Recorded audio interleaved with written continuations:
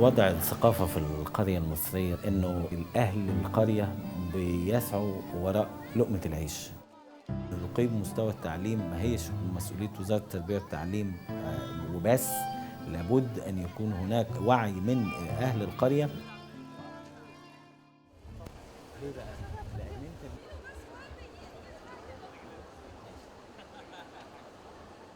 الجامعة فيها 6000 طالب تقريبا، وإن لو كل شخص اتبرع بكتاب واحد هيبقى عندنا 5000 كتاب من الممكن إن هم نقيم بيهم مكتبتين في السنة، ومن هنا ابتدى المشروع.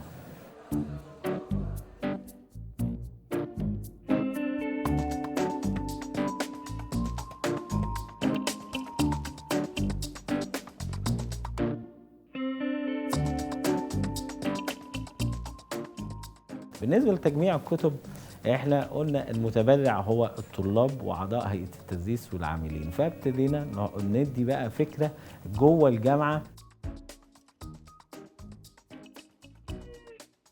جبت الكتب من الممبرز؟ المفروض ان احنا بنلمها دلوقتي. الممبرز المفروض هيجيبوها النهارده بالليل. هو احنا بقى معانا كام كتاب دلوقتي؟ يعني حوالي بنلم في رينج 120. لا قليل لسه. مكتبة القرية أول مرة عرفتها كانت من مكتب تنمية الطلبة ودكتور دبور، قالوا لنا الفكرة وعجبتنا جدا وكلنا حاولنا نساعد فيها.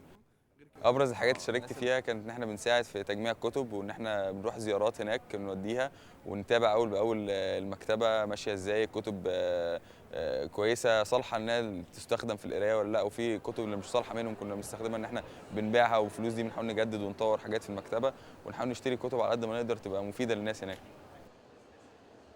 كل قريه ليها طالبات معينه في الكتب، في كتب ما ينفعش احنا هنا في الجامعه يعني يقروها، وعلى اساس كده دي بنشوف الكتب اللي احنا هنوديها لهم هناك. دايما معظم الكتب يا اما بتبقى ثقافه عامه يا اما حاجات تعليميه تبع للحاجات اللي هم بيدرسوها هناك للمراحل التعليم المختلفه.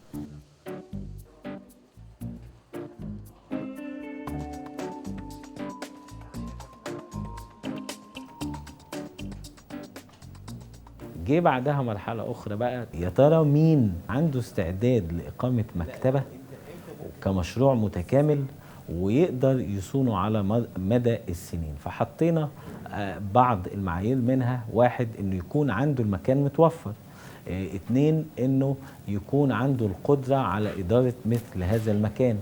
أهلا، ازاي كده، أخبارك إيه، ازاي صحتك؟ وعلى هذا الأساس ابتدينا نفاضل ما بين جمعيات اللي هي قدمت، واخترنا بالإجماع جمعية منارة الجيزة عشان تكون أول جمعية تتعاون معنا في مثل هذا المشروع.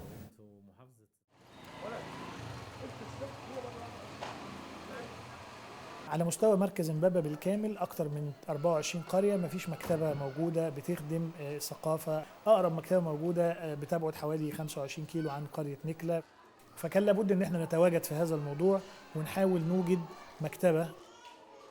فرحنا بجمعية الرعاية المتكاملة. في نفس التوقيت كانت الجامعة الأمريكية تقريبا بتسعى لأن هي تبدأ مشروع أو برنامج مكتبة القرية كنوع من أنواع خدمة المجتمع، وبدأنا ننسق مع الجامعة الأمريكية في أكتر من لقاء. ولما شافوا المكان طبعا هو لسه على البلاط وبوضعه الطبيعي ادونا فرصة 30 يوم. عملنا مجهود جامد جدا، في خلال شهر تقريبا كنا وضبنا المكان.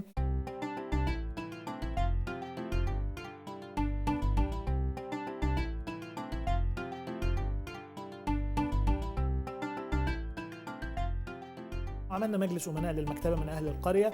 مجلس الأمناء كان بيجتمع كل فترة وبنقعد نناقش بعض الحاجات.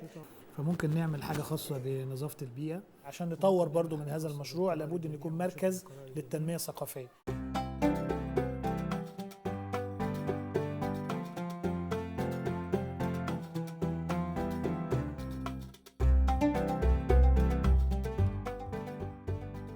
أنا طبعا كنت سعيدة جدا لما عرفت إن في مكتبة هنا فيها قراءة للجميع، لأن الموضوع ده ما كانش متوفر ولا في القرية ولا القرى المجاورة لينا يعني. أهم حاجة للنجاحات الحقيقة الأطفال اللي كان بدل ما قاعد في وسط السوق مش لاقي حتة يروحها خالص، بيقدر يروح مكتبة يقرأ قصة. بحلم أن أرى هذا المشروع في كل قرية في مصر وفي كل مكان في العالم العربي.